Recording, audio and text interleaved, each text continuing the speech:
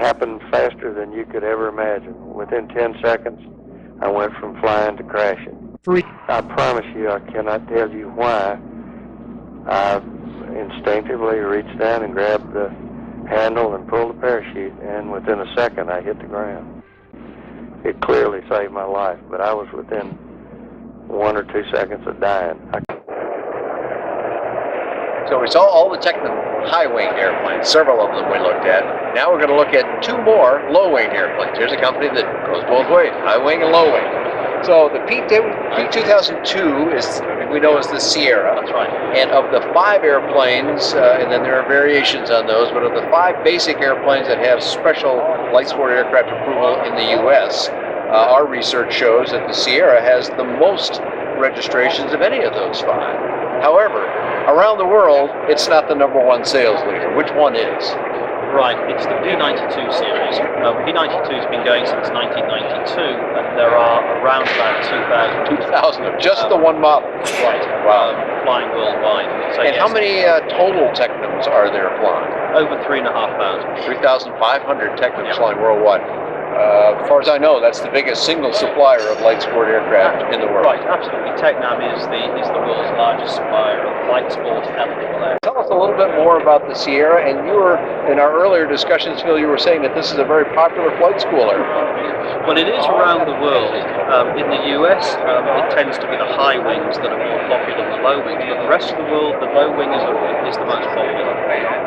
Some of the reasons why people buy them in the US is that you can open the canopy in flight up to a certain speed. Yeah, I love that quality about this airplane. There's some great photographs of people doing that, and so I think people see it as a fun aircraft. And a lot of people are coming down from bigger low-wing aircraft, and they feel comfortable going into something like Piper, this. Bonanzas, there's a number of them that look a lot like this. Right, and it has an aggressive, sporty look, and a lot of people feel that that's great. And actually, when you sit in the plane, it's got a remarkably good visibility. You feel as if you're on top of the plane, and probably of all the planes that we have, ironically, it's actually got the best visibility, even though it's a low wing. Is that right? Interesting. Yeah. And I know you can see down in front of the wing pretty well, I recall. Right. Some people think with a low-winged airplane you can't see down very well, and maybe right off to the side you can, but you can see down in front of it quite easily. And one of the things I think people really like about it is there's a 22-knot demonstrated crosswind capability. Wow. It really handles winds very, very well. Well, I'm glad you brought that up, because it's one thing that I want to add that we haven't really said, and I'll say it for you, and that is that all the Tecnam line, every one that I've ever flown, which I think is just about all of them, pretty much handle very, very nicely. Another man once described it as a very natural feel, and I think that's a good word for it. Well, I think if you look at the construction and the heritage of the company, but look at the construction, you can see that the rudder and the tail are pretty significant, and that large surfaces, you mean? And that absolutely helps with crosswind capability. Yes, I believe that. I'm a big believer in nice big tails on airplanes, and all the Tecnam, I'm looking out behind you here, they all have nice big tails. Okay, we're finally getting done with our lengthy tour of the many airplanes of Tecnam. And I'll remind you here, we haven't even looked at the GA airplanes, or your twin-engine airplanes. There's even more, but just in LSA, we've got a lot of them. Here is the very newest one, the P. Not actually got a P. This one doesn't use the P in. This is just Astore. From now on, we're not going to put a P in front of it. Is that right? So this is the first one without that. They're all going to have names. All right, excellent. We like that. Why does it have that name, Phil? Well, that's a very good question. The reason it has that name is that was the first aircraft that was designed by the professor that flew, because there was one aircraft before that.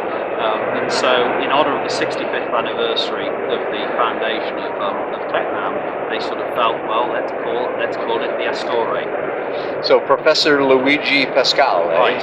I believe a gentleman in his 90s now, and still doing design work. Every one of these aircraft he designed. And designed the one back in 65 years ago as well. Correct. So here's a man who's got a lot of design experience and obviously got it down very well. So in kind of commemoration of that first airplane, which was also Astore, yes, which has an American meaning too, doesn't it? Or if you translate that into English, I should say. It's actually, you can actually call it an Astore, but it's known as the goshawk. The goshawk, okay. Yes. A high-flying bird, absolutely, is that right? The highest flying bird in Italy, I believe. So tell us how this is What's new about it? What's different about There's it? a lot of interesting things new about it. It's not really a new Sierra, it's a completely new aircraft. Okay. The only common factor between this aircraft and the Sierra is the wings. They decided to keep the same wings because aerodynamically it did what it needed to do. People are going to see that the whole aircraft is a little bit longer. The baggage compartment is massive compared to what it used to be. The aircraft is wider.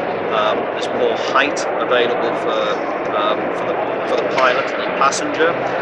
You've got a baggage compartment that you can access from the outside as well as the inside. Really handy for a low-wing airplane, I know. They can be difficult to load sometimes, but this will make that a lot easier. A significantly upgraded interior, iPad mini with a special Tecnam app is part of the whole system, which is really good.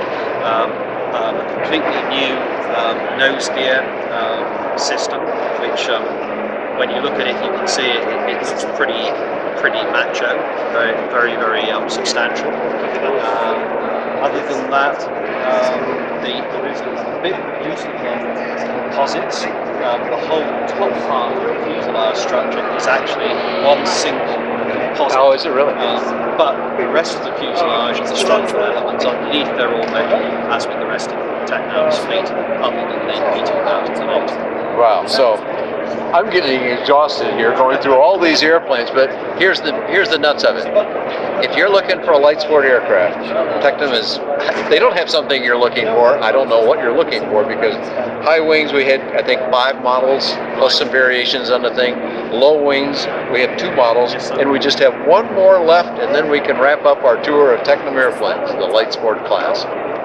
Well, in the Tecnam fleet, we looked at a lot of high wings. We looked at a couple of beautiful low wings, including the brand new Astore, commemorating the 65th anniversary of Tecnam.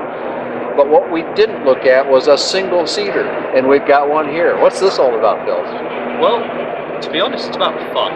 It's about doing some stuff that people quite like to do, aerobatics. And so this was a plane that was designed by the chief designer, Fabio Russo, who's a very talented young guy, and it's a mainly metal aircraft. This was his own project. This was his own project. It wasn't a Tecnam project at first. Correct. And Tecnam sort of looked at it and liked it so much, they said, you know what, this would fit well within our range. So that's why it's now part of the Tecnam range. So this is probably not going to be a high volume airplane for the company. No. And single seaters have their own uniqueness. You'll have to have training and some other aircraft. Well, you'd have training, but before you would come to fly this aircraft, you might need some break-in. But so this one's capable with some work to the engine. Right. The Tecnam will also be doing cooperation with Rotax. Is that right? Right. This is an aerobatic aircraft. It will be able to do the full range of sort of aerobatic maneuvers and so on. But obviously, with a 100 horsepower engine or 130 horsepower tuned engine, it's not going to be competing in the sort of ultimate categories. Yeah, right. But it's an aircraft designed for some amount of fun, but rather loops and rolls and right. things of that nature, not maybe the heavy-duty airbag. Right. Correct. Excellent. Well, so once again, a line of low-winged airplanes, a line of high-wing airplanes, and a single-seater aerobatic airplane. I don't know what more you want out of a light sport company, but if you do want it, Tecnam's probably the place to go. Talking here today with Phil Solomon, who has taken us around the entire fleet. Thank you very much for your considerable time to look at all these many airplanes. I've got information about all of these airplanes as well. We'll get back to that in a moment, but first let's talk about websites, both in Italy, or worldwide I guess I should say, and in the USA. Okay. Go to 2 places. To find out about the overall product range worldwide, go to www.tecnam.com, and for the North American operations, go to www.tecnam.net. Com and net, pretty easy. Can't hardly miss with that. Tecnam's easy to spell. I've got information I think about just about all of these airplanes, and we'll have more, including the new Astore on bydanjohnson.com or bydanjohnson.com. Thanks a lot for joining us here at AERO. Decisions that we make that can define us, and it's a decision John Freese made a few days ago that he credits with saving his life. This is what's left of John Freese's Cessna 182, and quite remarkable, especially when you look at this damage. Here is John Freese. It happened faster than you could ever imagine. Within 10 seconds, I went from flying to crashing. Faris says his Cessna had its annual safety maintenance check when he took off Monday night from the Marshall County Airport near Holly Springs, Mississippi. At around 400 feet, Faris says the plane stalled and he had zero control. Just days before his fateful flight, he had installed an emergency parachute system in the single-engine plane. I promise you, I cannot tell you why. I instinctively reached down and grabbed the handle and pulled the parachute, and within a second I hit the ground. This video is of the parachute system. Faris says he installed it to appease his wife. She's used to flying in a twin-engine plane. Little did he know he'd be using the $25,000 parachute within days. It went from nose down to horizontal just in time for the impact, so it clearly saved my life, but I was within 1 or 2 seconds of dying. I can't even describe to you what an impact it was, and it just took me a second. I thought maybe I was, that I'd kill myself. I've never been afraid of dying.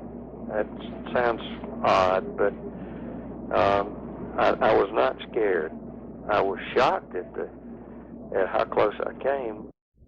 Now, you won't believe this, but Faris says he only has a small cut on his arm and a very sore back, and quite a story to tell.